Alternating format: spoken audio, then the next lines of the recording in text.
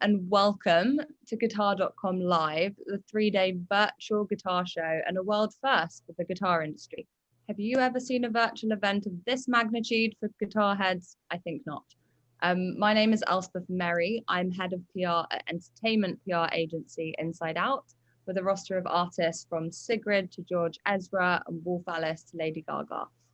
I'll be hosting this brilliant panel today on building an artist brand in the digital age, something that seems ever more pertinent as the whole of the music industry has been forced to go digital because of COVID-19. Are you looking to promote yourself online? Do you want to learn how to use social media as an artist marketing tool and how to craft your digital brand from the people who live and breathe it every single day? Well, I'm so excited to be joined by 4 incredible musicians and guitar aficionados who have all built loyal fan bases on social media. You could use the term guitar influencers. Not sure how much you like that term, but is that the official term? But I'm so thrilled to welcome you all. So Nicholas Venaglu, is that how you pronounce your surname? Yeah, Venaglu. You pretty much nailed it. Almost. Shannon Callihan, Horace Bray, and Kurt Henderson. Welcome. Thank you. I thought we could all start this by just getting a brief introduction from each of you. So tell us how you got here virtually. Just like a brief synopsis of your rise to being a guitar player online, which is another term that I've been told this is what you are, and what you've been up to over the last few months. Nicholas, would you like to start? Yeah, sure. So I kind of started posting videos on Instagram when the 10-15 second video was a thing. And that's kind of when everyone else here, like Shannon, Kurt, and Horace, were all kind of doing it at the same time. So, you know, among us, there were a bunch of other people who were doing it, but we were kind of the ones always just consistently posting. So we kind of started noticing each other, and we all became friends online, like through Instagram, when it was still kind of weird to DM someone like, hey, I see you play guitar too. Yeah. And then, you know, as like all these communities online, like Pickup and all these different pages were starting to build, the community became really strong, and it was less weird to like actually hang out in real life. So, you know, like I met up with Horace. I don't remember if it was in LA or New York, but met up with Horace, met up with Shannon, met up with Kurt, like kind of met everyone in real life. And then it was like, wow, like we formulated all these legitimate, real, awesome relationships just like through sharing our passion online. I don't know if I just strayed too far from the question, but so that's awesome. Last few months been super crazy because usually I'm touring like half the year on the road, and obviously COVID is not allowing that to happen. So just been doing more production, more teaching, and more video games. Pretty much my last few years. What video games? Play a lot of Call of Duty, which yeah, it's just everyone is playing it, so like yeah, it is quite a social thing though. I realized that again during lockdown. One of my friends was playing it constantly, and like that's how they communicate with their friends. And it is like all of my friends and I hop on, like 10 of us sometimes at night for a few hours, and like you wear these like nerdy headsets like with a Britney Spears mic, and you can like all talk to each other and hang out. So you know, fun, not fun for someone that's in the room with you watching it happen. Or yeah, my girlfriend is extremely unhappy when I'm playing Call of Duty. Amazing. Shannon? Yeah, I feel like for me, it's kind of similar. I, had discovered kind of the guitar community through Instagram. And it was honestly, a lot of these guys, Kurt, Horace, Nicholas, that really inspired me to like start taking guitar a little bit more seriously, practicing more, and start posting on Instagram. And it's kind of cool, like how it's all, evolved. And like Nicholas had mentioned with Pickup Jazz, like it was really not up until they had shared one of my videos that like things kind of took off for me, and my fan base really started to grow. And it's been great too for me, just in a sense of like being an artist, singer songwriter. It's been great to like build this community And a lot of people know me as a guitar player, but I also release music too, so it's nice having like that fan base to share music with as well. And honestly, that's kind of what I've been working on, due to the current circumstances of COVID. It's been kind of nice to have the downtime to like just focus on music and work in the studio, aka my house or Kurt's house. But we've just really been working on new music and just kind of preparing for 2021.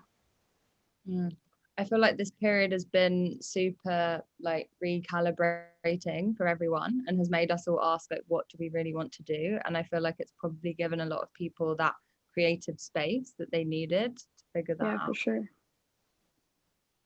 Amazing. Horace, sorry, I saw you disappeared then. Yeah, it's trash day, and I realized my window was open and it was about to be obnoxious. But yeah, I mean, I think I'm also in a very similar boat where I was, I just graduated college from University of North Texas, and I was recording a record, and I knew of a couple people that were like making the Instagram thing work, and I figured that'd be a really great way that didn't cost money to like kind of get my name out there a little bit more. So I kind of treated it like it was a video game for a while, just seeing like, okay, like can I actually like figure this out? And then it actually became really interesting because it was such a nice, it was almost like a composition tool for me for a while, where I tried to see like how well I could write like a 15-second thing, and then a minute long thing. Can I like really write a flushed out thing that's like through composed or improvised, but just like getting good takes of something. And it was really my first experience with like recording, which now I do that all the time when like I'm recording over a track or like writing something or just like doing takes of anything, whether it's singing or guitar. But it was a really valuable experience, and the coolest part was definitely meeting all like the homies through the app, because you find people with like similar interests, and it's like they're all over the world. And that was the first time where I would come out to LA and I already knew that Nick was out here.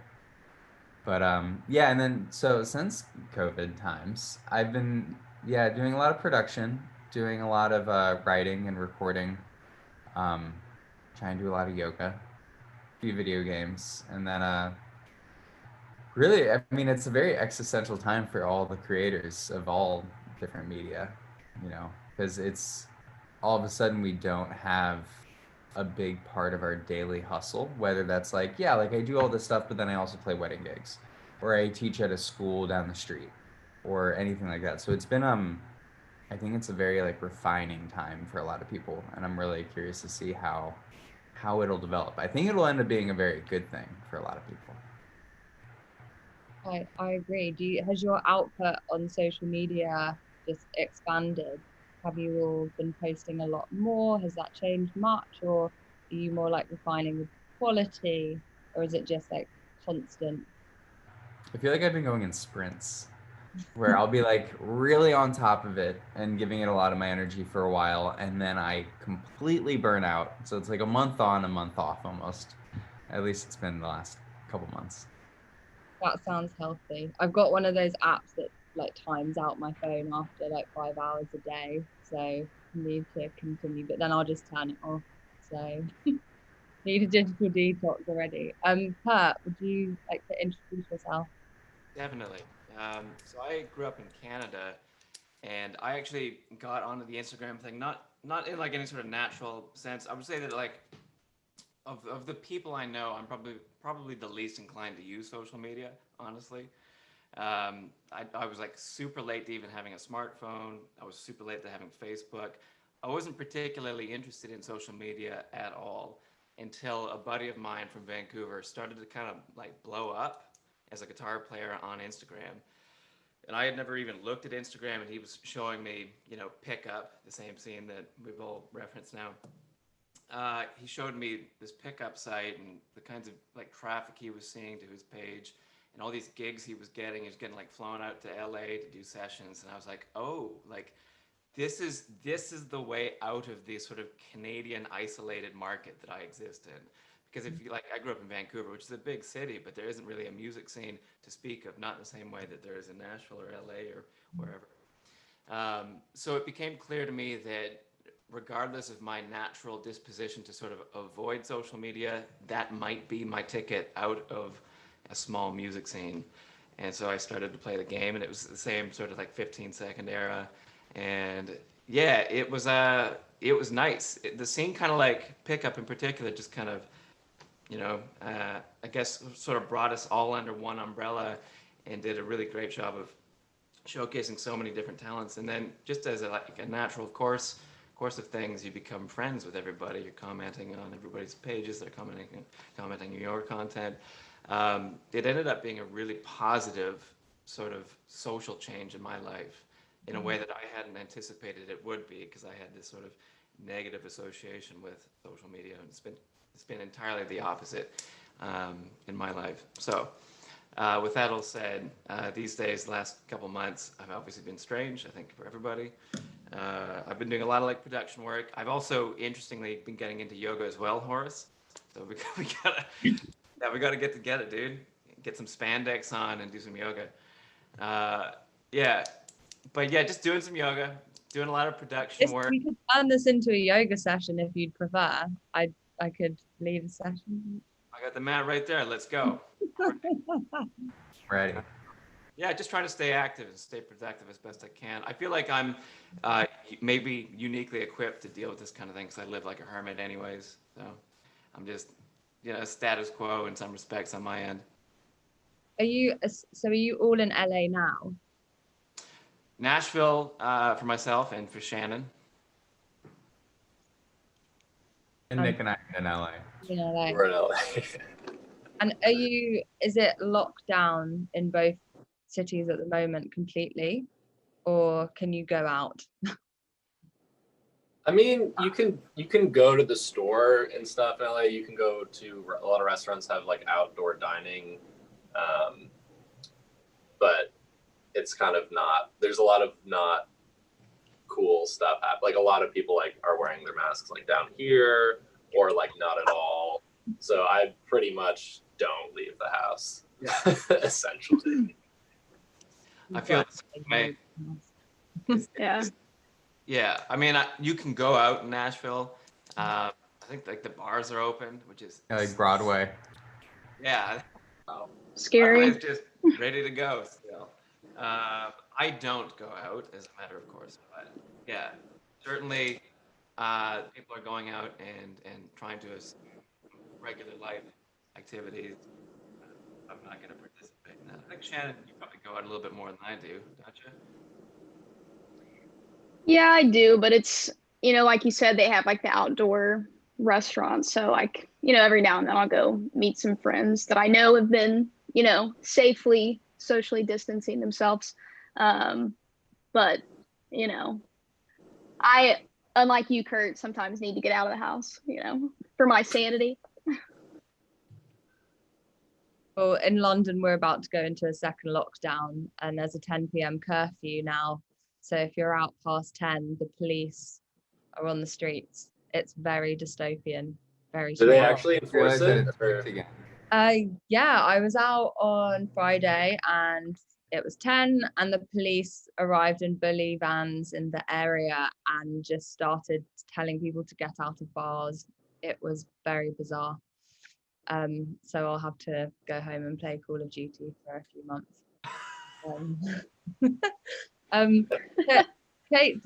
Reining it back to social media. So you all say social media, but are we specifically talking about Instagram? Is that your main channel? Is that where the DM started? Is that where the community exists? Horace? I think that's definitely where it started for most of us. TikTok is definitely taking over. And now that it's like officially not getting banned, it's like, people aren't really getting discovered on Instagram as much as they were. Like, I remember when the Discover page was first implemented in the app, that was like when a lot of people got a lot of fire under them, because you could have a thing, hit the algorithm the right way, reaches so many people. Like that back then, like I would have some videos get like almost 1 million views, and that's like pretty unheard of now. But on TikTok, if you hit the algorithm the right way, it can blow up even more than that. And when you say So- that algorithm the right way, what does that matter?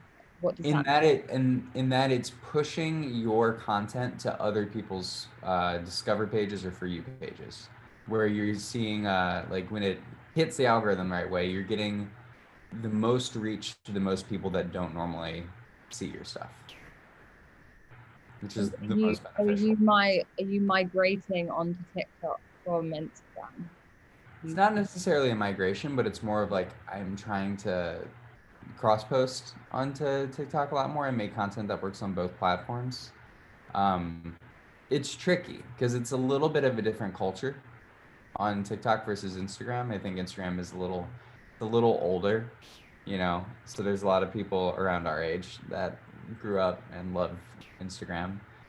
And then like people of all ages use TikTok. I mean, it used to be a very, very young app, like just like the high school kids, but now it's, you know, now you see like grandmas and like, you know, retired people just like making viral videos.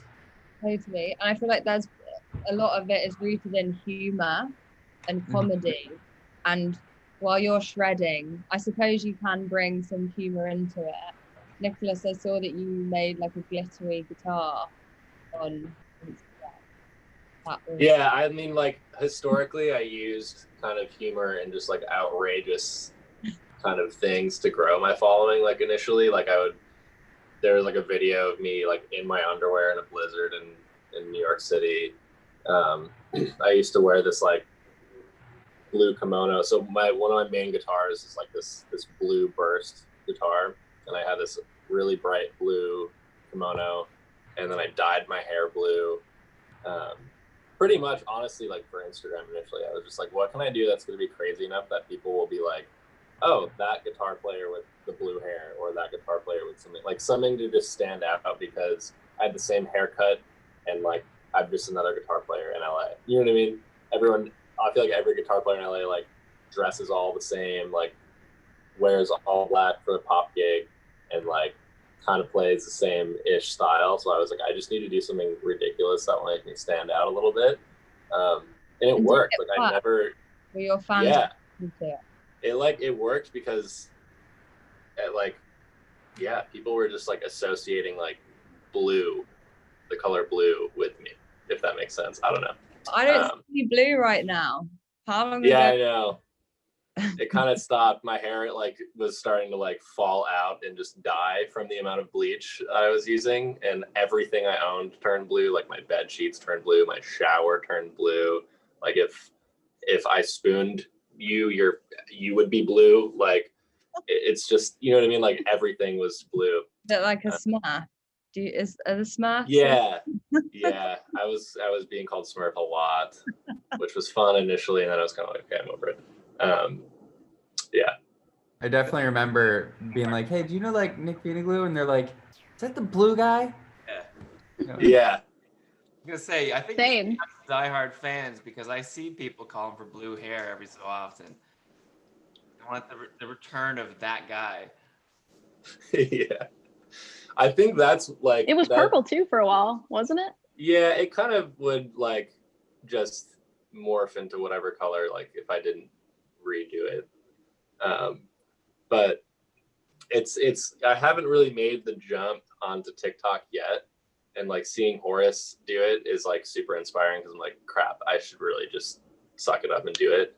But I don't. I think the thing that's stopping me is like I'm not sure. Like I'm so comfortable on Instagram because like I know how it works. I know like what kind of content does well on Instagram and how to kind of make people engage with that content. But TikTok is just, to me, it's like a wild card. Like I don't know how to finesse it yet. I don't know quite how the algorithm works, or like what I should and who I should be targeting. And Horace has kind of just attacked it, and it's like working really well. So I might just follow suit in Horace's footsteps, or maybe dye my hair rainbow and like do something extreme. I don't know. You know what I mean? I feel like everyone's emerged from lockdown with a strange haircut, although we all seem pretty normal haircut here in this call. What are you saying? Saying that you look weird? No comment. So speaking of the content you're creating, so I suppose tell us about the specific content you're creating and how that's changed over time. So Kurt, has your content changed over time? Have you finessed it, refined it? I think like for the most part, I would say the content is more or less the same kind of content I was doing some number of years ago, in terms of it's basically guitar videos, me just playing guitar. I've tried to like diversify it a bit by using some live footage or stuff that I've done with Shannon, whatever, you know, whatever's pertinent to whatever's being released musically. So if we're releasing a single or whatever, and we have some sort of, you know, B-roll stuff or behind the scenes stuff that's, you know, like us recording that song, I'll put that stuff up. When I first started out, it was literally just video after video after video of me in my bedroom playing guitar. So it's a little bit more broad, and certainly like it used to be me just on my phone recording audio through the phone, and I feel like Instagram got to a point of saturation and like quality of content where if you were trying to pull that angle, you just didn't see the same sort of viewership you would if you recorded it properly. So at a certain point, some number of years ago, I started recording properly into Logic, and then, you know, taking good video and having to splice them together in iMovie or whatever else. And I would say that was kind of like, that's the beginning of the, I suppose, modern phase of what I do. But content-wise, it's still the same sort of MO. It's, you know, guitar videos for guitar nerds, basically. Yeah, it hasn't For changed. your audience, and I suppose that goes back to like knowing your niche and knowing that you are playing for guitar nerds. Yeah. And that's still to this day what attracts me to Instagram. Like that's when I log on Instagram, that's what I'm looking for. So I still feel very much involved with that community, and I like making content for it. But I suppose there is like a comfort level too, kind of like harkening back to what Nicholas was saying. It's something that I'm comfortable with. I know how it works. I know how to finesse it to a degree. So I just feel very much like ingrained in that sort of community now. And I still make my content like directly focused towards that. And Shannon, what about you with your content? Like obviously you're a rising artist. I suppose yours is your guitars interspersed with music videos, playing live. Tell us about your content. Yeah, I think it's definitely, you know, over the past 2 years, it's changed a lot, in terms of, you know, just going from like making guitar videos. Now I'm doing a little bit of everything. So I'm still trying to keep up with the guitar community and, you know, share guitar videos. And, you know, it's always fun too, to like partner with different companies and like showcase gear. So I'm always doing stuff like that. But like Kurt mentioned, I think a lot of people really enjoy the behind the scenes content as well, like what it's like to, you know, record a single. But it's just, there's a lot of different things going on. So I try to showcase guitar playing, my singing, my piano playing. So it's a lot to keep up with, you know, as well as like different apps that are evolving, like TikTok. So like Horace, I've been trying to get you know, into the TikTok scene as well. So it's a lot of social media. It's kind of tough to like keep up with everything and like have a life. But hours at the end of the day, it's fun. Yeah, I mean, it takes a lot of time, and I think, you know, it's been nice lately just having the extra amount of time to like focus on all of that and, you know, be creative and think of ideas and, you know, what's going to do really well. But it's interesting. And you mentioned collaborating like with a brand. Like what might that look like? Well, I feel like a lot of you guys do the same thing. Like, you know, you'll have a company, say like Fender will reach out to you and they'll have like a new, you know, guitar or amp or whatever that they're getting ready to drop. And basically it's just like they'll send you gear, you promote that on your page, tag them. So it's kind of like a win-win situation for, you know, myself and then for the company as well. So it's just like trying to come up with ideas to, you know, also promote the gear, but have something successful for myself to show content wise. Totally. For people watching this, what advice would you give them for wanting to work with a brand? Like, how can they make themselves be seen? Yeah, so basically, if you're trying to collaborate with a brand, it's all about demonstrating what value you can provide to that brand and how you're going to do it, right? So I've seen these kind of partnerships come in a variety of ways, whether that's the brand reaching out to me as an individual, sometimes even just straight up in my DMs on Instagram. Other times I actually reach out to them if it's a company that I'm particularly fond of, or if it's, I particularly like working with brands that are also kind of developing. So I might reach out to them. But in either circumstance, regardless of who's hitting up whom, you want to basically as quickly as possible get into sort of the details. As much, it's kind of like writing a resume where it feels uncomfortable to sort of, speak highly of oneself, but that's kind of what you need to do.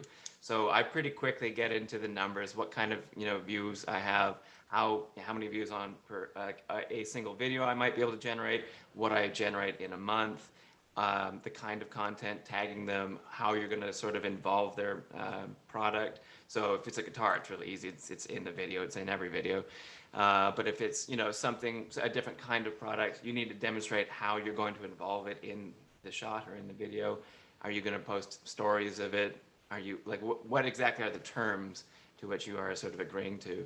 And similar at the same time as you're doing all that, I think you also have to balance that with like a degree of sort of informality.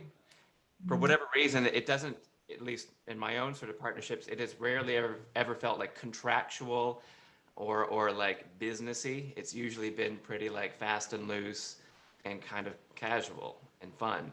So you try to like demonstrate your value, as I say, but at the same time, try to just be personable and open and friendly, and conduct yourself with like some sort of, I don't know, good faith business practice where whatever you agree to, make sure you uphold that end of the bargain. Yeah. That's brilliant advice, said very eloquently. Sounded very music industry. Do you manage yourself? Do you have a manager? Yeah. We sometimes take speaking lessons from Kurt when You should be hosting this panel. Honestly, very astute. I'm very grateful to have you here, Elspeth. Oh, I wish I was a guitar nerd. I mean, I bought a GS Mini Taylor to try and teach myself, and I started lessons and then stopped. But I'm gonna now watch all of you and attempt. We'll see. So my next question, what do you think is the next major trend for online content creators and influencers? Nicholas? depression. No, I think it's probably just people expanding out their brands a bit more. Because a lot of times it's like, yeah, there have been a lot of people that have been just making videos, and that's fun, and like there are a few different ways to monetize that, and I think a lot of people aren't actively thinking about what's next. And at least for myself, I've been really thinking about what's next and how to kind of make it so it's not just like an Instagram guitar thing. Fortunately, a few of us, we teach through this program, GMI, which really helps diversify. But I'm trying to think of, how to break out of that niche. That it's been a very kind niche, and met a lot of great people. But as we all get older and we realize that Instagram won't be around forever in the same way, I think it's really important to like be prepared to pivot. So I've just been like putting a little bit of energy into like that kind of flexibility. Pivoting. We love that. Yeah. On that same point, and still related to social media, I think YouTube, I don't see YouTube going away in the same sort of way that I do think Instagram and other apps may be ephemeral. I feel like YouTube's probably here to stay for a good minute, or something like that can be easily monetized as well. And without naming any names, I'm friends with a few people who have massive YouTube channels that are guitar related or gear related or just music theory related, things of that nature. And they make incredible money off of those YouTube pages, like buying their homes kind of money. So I've been eyeing that for a minute. I haven't had any sort of foray into it. I think it's, again, a different beast in the same way that TikTok presents a bit of a wild card. I think YouTube similarly is its own challenge. And I don't think it's as simple as like migrating one audience from this platform to another, because they don't, in my experience anyways, you can't just point them or make them swipe up and get them over here very easily. So that appears to me to be another hurdle to sort of tackle with respect to social media. But in many respects, it seems like one that really pays dividends if you can establish yourself in that YouTube community. It seems like that might be a good form of like long-lasting support through social media. And the people that you know who have these huge YouTube channels, how long have they been building them for? Are we talking years? Yeah, so one of them has been at it for many, many years, and he's particularly huge. Another guy has only been at it for, I think, just over 2 years now. And like he had, prior to even starting his YouTube channel, he had a bunch of videography experience. He's a good musician, really knowledgeable, great speaker. Like he just has all of the skill sets that you would sort of expect of someone in his position. But even still, just over 2 years, and he's huge on YouTube now. I feel like the thing with YouTube that's always intimidated me a little bit is like, you know, for Instagram, I can like put my phone right here, shoot a video in 30 seconds, go to the bathroom, post it, make my coffee, and like there's my video for the day. But for YouTube, like the content bar, like the level of like production value in so many of these videos that just look amazing and are edited professionally, and the audio is always like so sexy, like everything looks like so good. That's like a day's of work at least, you know? So And it's almost the investment of money, I assume it must cost a lot to create that content, as opposed to, like you say, putting your phone on your... Yeah, like I think time and money invested into YouTube for a, you know, you're saying your friend built it for like the last 2 whole years. Like that's thinking of how much work is put into that amount of 2 years versus what I would put into Instagram for 2 years, you know, is so different. But in the long run, I feel like you're right. Like YouTube is kind of always going to be there. You know, there's going to be like Facebook, TikTok, Instagram. Like there was that weird other one that popped up for a minute that disappeared. I don't remember what it was called. Bureau or something. Bureau. Like there's always going to be these other ones kind of coming at you like tennis balls, but there's always going to be the one like dodgeball of YouTube just like smacking you in the face. Do you think that the fans are as engaged on YouTube though? Does it feel as much as a community? Because you kind of feel like on Instagram it's like you're posting more regularly, people are talking in the chat. I know there's some chat in YouTube, but it feels less engaged. And again, that's just... I think it's less engaged on YouTube just because there's not the option of having stories and stuff on like on Instagram. Like I feel even people I don't personally know, I feel like personally connected to on Instagram just from watching their day every day and watching them talk to me every day, you know, and like, oh, I do the same thing when I make my PB&J, they cut it like in an X, and it's like, wow, I have this personal thing with this person I don't know now, you know, but there's like less of that intimate connection on YouTube, I feel like.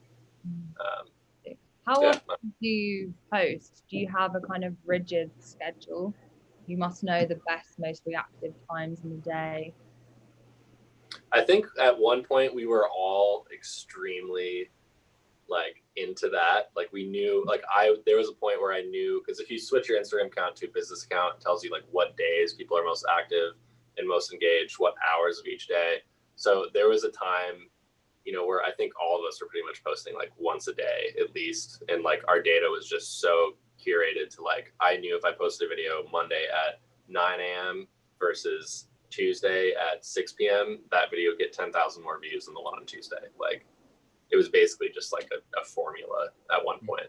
Especially when it was not an algorithm based timeline, when it was literally like as things got posted is when they showed up. Yeah. That was when it was really, really important. And when they Yeah. changed that, I feel like it changed. Yeah. Post I less. feel like everyone started posting less. Yeah. You post less, or do you just post like it's not this strict structure? It's just like, oh, I'm just gonna post now. I feel like I've kind of just opened it up to posting whenever. I try to be somewhat responsible, not post at 11 at night or something, because that feels like you're just throwing it away. But it used to be the case that, as Nicholas was saying, I had it dialed into exactly what days and what times I would post, and it felt like, I mean, I knew for certainty that there was an observable difference between posting on, prime time and not.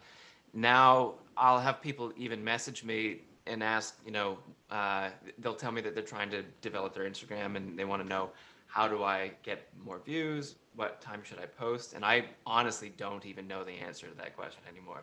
I'm so out to lunch on exactly what the metrics look like, or what is the, how do you game the algorithm? I have no idea anymore. So I try to post when I think that people might be in transit on the way to work or something.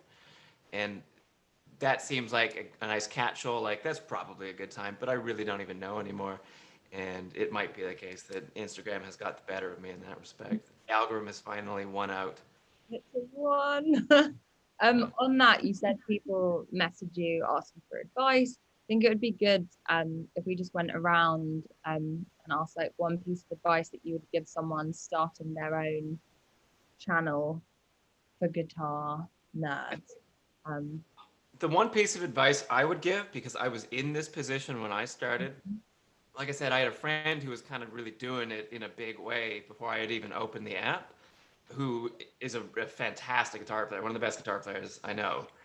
And I looked at his content and how well it was doing and how great his videos were. And I basically practiced like an Instagram clip, my first Instagram clip, for weeks. I was like in the trenches getting that content ready and just nervous as hell about filming it, because I'd never put things on the internet before.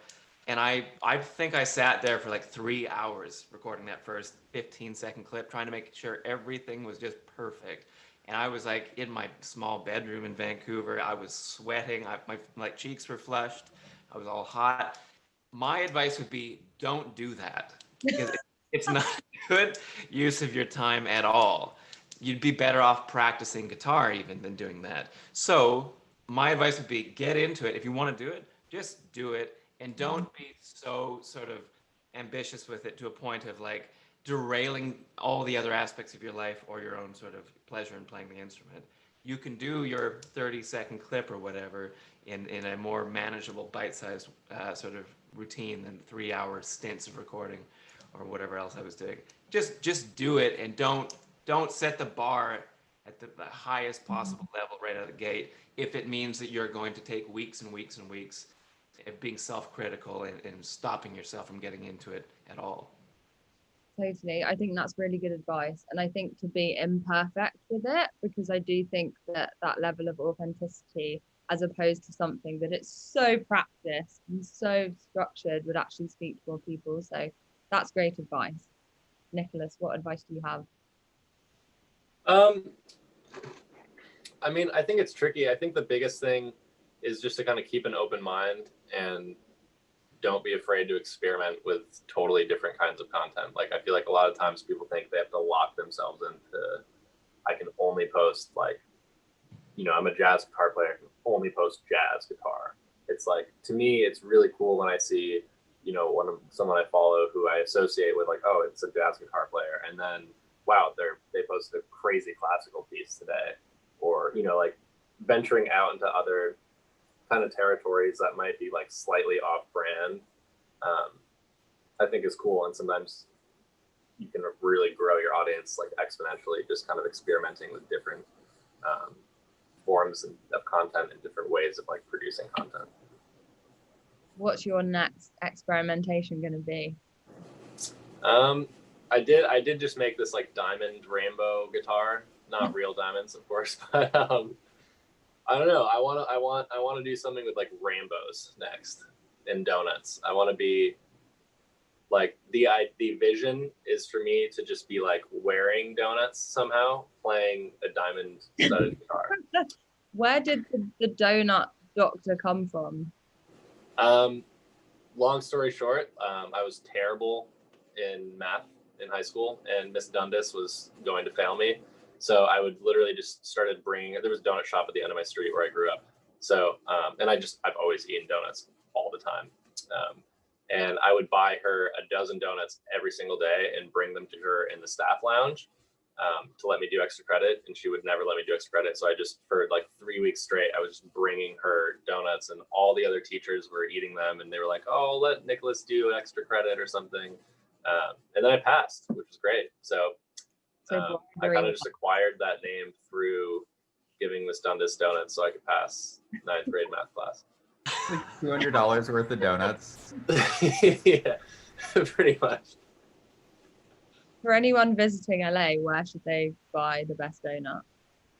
I mean, that depends on like what time of day and kind of what mood you're in, but California Donuts is like always a good go-to in Koreatown.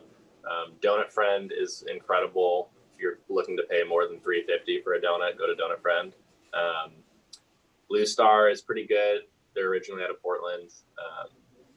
And then Voodoo Donuts is kind of trash. They're more like for the aesthetic than the actual taste, but really good yeast donuts, actually.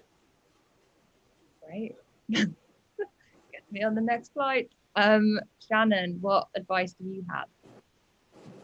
I think just to like piggyback off of these guys, I think it's like most important to just have fun with it. But I think too, you know, you've got to think big picture. And I think, you know, with apps like TikTok or Instagram, I think it's important to like make it visually appealing. Obviously you want people to engage with it and catch their attention.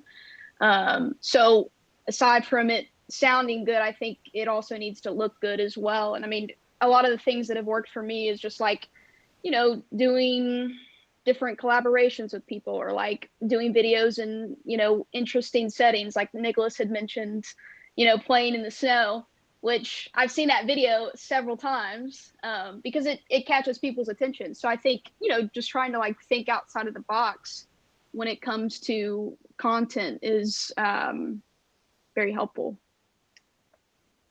That's great advice. Horace, what about you? Oh, well, I feel like a lot of it's been said, but the biggest thing is don't be too precious about it. That's been a lesson I've had to learn a bunch of times, where it's like you want to get really emotionally invested in the thing that you care about, and that's totally reasonable, but there's a certain point where you have to let go, and really paying attention to that letting go point, I feel like lets you do it for the longest period of time without burnout. Because if you cared too much about it, you just get all anxious, and then you just don't want to do it at all. But yeah, like have fun with it, you know, experiment, use it as like as a tool to, you know, write new things that you think are interesting, and pay attention to your lighting, you know. Exactly.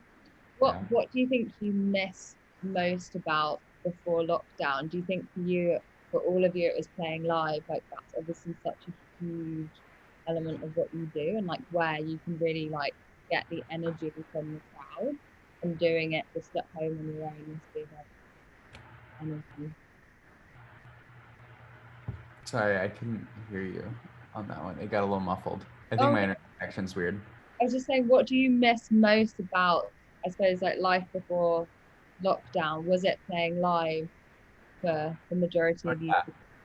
Definitely playing with other humans. That's the biggest thing I miss.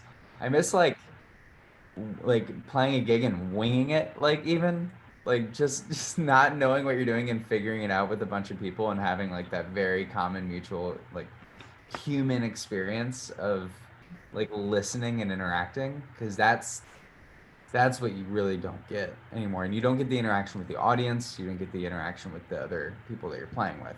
And like you can only do so many live stream performances before you're like, this is stupid. Like but yeah, just the culture, like the social culture around music is what I miss the most.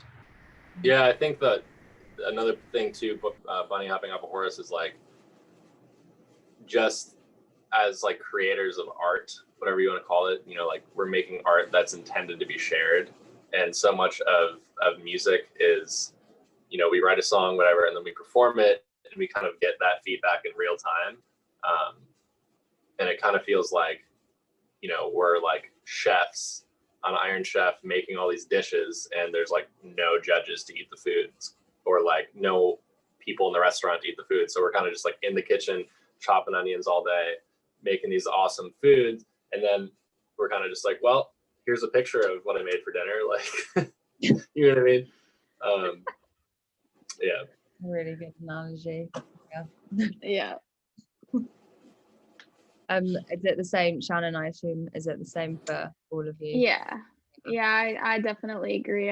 I really miss playing live shows, and just having that interaction with the band, but also with like the audience, and just, I mean, not even really playing shows too, just like actually going to shows. I mean, obviously Nashville's such a big music town, and, you know, all of our friends are musicians and play in bands. So I miss, you know, being able to go out to shows and, you know, be inspired in that aspect of things.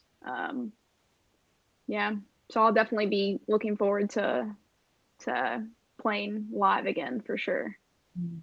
Nothing can replicate that feeling of being at a show around people and these socially distanced gigs. Yeah, I mean, I love playing live, but I also love, you know, just playing with the group and like rehearsing, like having rehearsals. I actually probably enjoy, you know, rehearsing with the band and, you know, being in a session with them more so than I do actually playing live.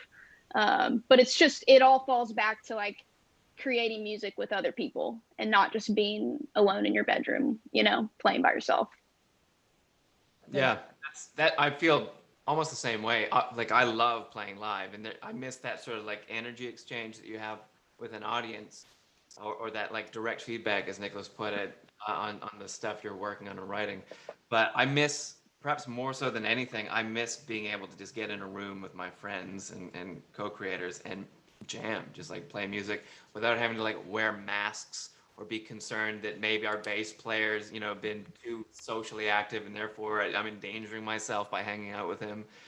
There's this weird sort of, you know, cloud that hangs over any sort of social interaction right now. And I long for those days where we could just make music together and not worry about it. And I miss, like, from those live sets in particular, I miss those like happenstance moments where like you play some ad lib lick and at the same time the bass player plays some ad lib lick and they both happen to be like the same lick and you both look at each other in that sort of moment where you've been on that same wavelength accidentally. Like that stuff is transcendent to me. That's as good as this, whatever living gets. And I don't get any of that by hanging out in my bedroom playing guitar alone. As much fun as that can be sometimes.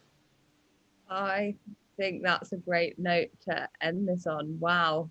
I feel like a lot of people will be envious of that transcendent feeling you've just described, because unfortunately I haven't felt that playing an instrument. I can't play an instrument like you guys, but yeah, I feel like the world is missing out on those like beautiful moments that, as well, I think a lot of the greatest songs are written through like mistakes and trial and error in a room with someone. And oh, just like that, my timer went off.